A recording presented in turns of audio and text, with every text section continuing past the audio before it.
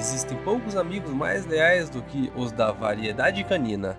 Durante a Segunda Guerra Mundial, um pastor alemão chamado Antís demonstrou sua devoção destemida e lealdade eterna ao seu mestre, Robert Bosdash, que era um piloto de bombardeiros da Força Aérea Real. Muitas vezes, mesmo quando apanhado no meio de ataques à bomba ou quando sua aeronave estava sendo destruída pelo fogo antiaéreo inimigo. De fato, Antís foi o único cão da guerra a acompanhar um piloto em uma missão de combate. Em 1949, Antís recebeu a medalha Dickin, o maior prêmio por bravura que um animal pode receber. A vida de Antís quase terminou logo após o início da Segunda Guerra Mundial. Em 1939, o piloto francês Pierre Duval e seu artilheiro tcheco Robert Bosdash estavam realizando uma missão de reconhecimento sobre a Alemanha quando foram abatidos. Eles pousaram em alguns bosques na terra de ninguém, entre a França e a Alemanha. Bosdash arrastou o Duval, que estava ferido, dos destroços do avião e o ajudou a chegar em uma casa abandonada.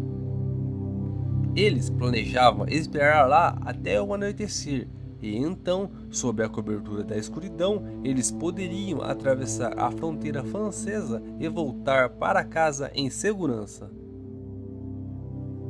A casa parecia abandonada, mas quando Bosdash abriu a porta, ouviu um barulho.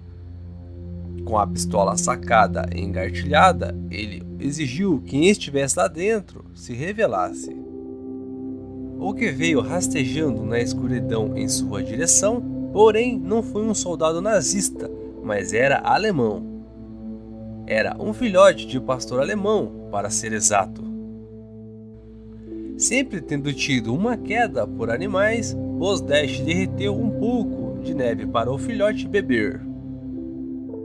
Ele também deu algumas de suas rações, pois parecia amaciada e parecia muito fraca.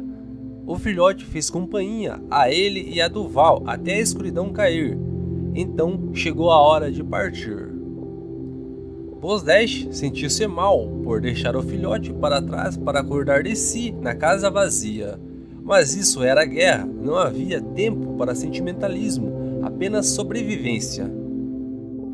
Ele deixou o filhote para trás com o coração pesado, mas logo depois que ele e Duval deixaram a casa, o filhote começou a uivar e a gemer.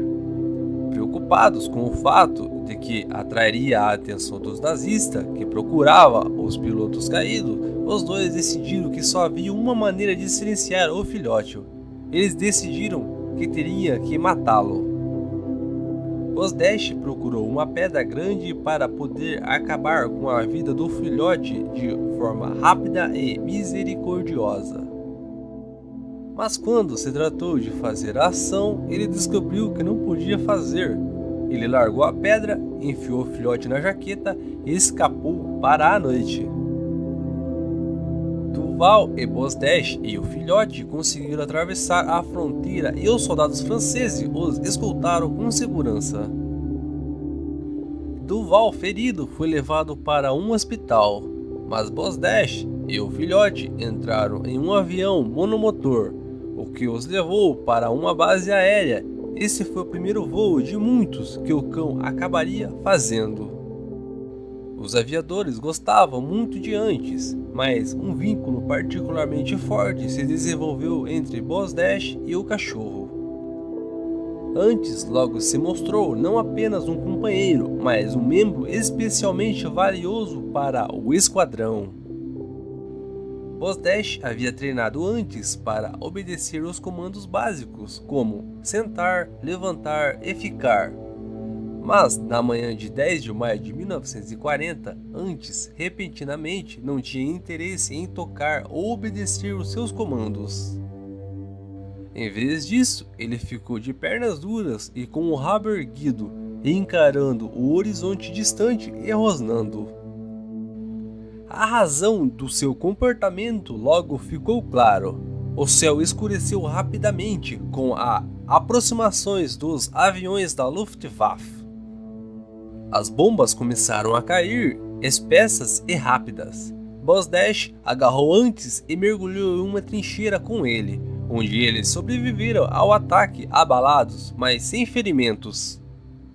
Antes rapidamente desenvolveu uma reputação por sua capacidade de detectar os bombardeiros alemães muito antes de o equipamento tecnológico real pudesse buscá-los.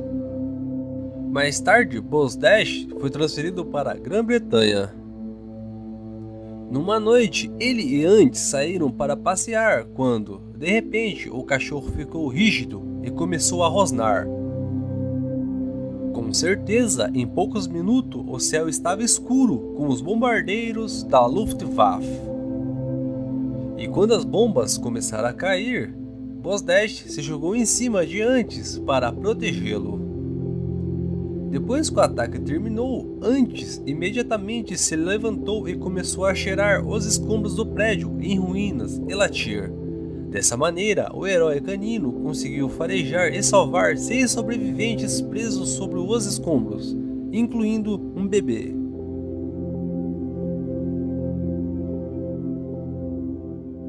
Quando Boss Dash estava novamente pronto para o serviço, ele retornou às missões de bombardeio voador, desta vez a partir de uma base aérea de Suffolk. Antes o acompanhou até lá, mas não foi permitido nos aviões. Sempre que Boss Dash decolava para uma missão, Antes sentava-se e esperava desesperadamente, recusando-se a dormir ou comer, apenas se animando quando o mestre retornava. Um dia, no entanto, Boss Dash deveria fazer uma missão quando Antes desapareceu. Ele procurou freneticamente por toda a base aérea, mas com apenas 20 minutos para decolar, teve que abandonar sua busca e chegar ao seu bombardeiro. Assim que ele estava no ar, ele descobriu onde Antes estava. O cão conseguiu se esconder no avião e ficou quieto até que estivesse no ar. Porém, quando alcançaram a altitude de cruzeiro, Antes começou a ter dificuldades em respirar. Então Boss Dash tirou sua própria máscara de oxigênio e revezou-se na respiração com Antes. Embora fosse proibido ter animais em um avião de guerra, os policiais fizeram uma exceção para Antes. Ele até conseguiu seu próprio aparelho de respiração especialmente projetado para as missões que voou. Antes acabou voando em várias missões com seu mestre e foi ferido 2 vezes em ação. Depois que a guerra terminou, Antes ficou com Boss Dash, que retornou à Tchecoslováquia, que era sua terra natal. Quando os comunistas assumiram o controle, ele teve que fugir de seu país mais uma vez e levou Antes com ele. Antes continuou a provar ser um companheiro valioso, ajudando Boss Dash a detectar patrulhas de fronteira e o ajudando a escapar sem ser detectado. Boss Dash acabou se estabelecendo permanentemente na Grã-Bretanha, junto com Antes, que recebeu a medalha Dickin, a medalha de maior prestígio que um animal pode obter, em 1949. Antes viveu o resto da sua vida em paz, falecendo em 1953, aos 14 anos de idade.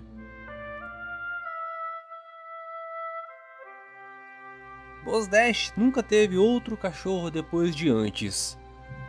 Talvez com o coração partido depois de perder seu melhor amigo com quem ele passara tanto tempo.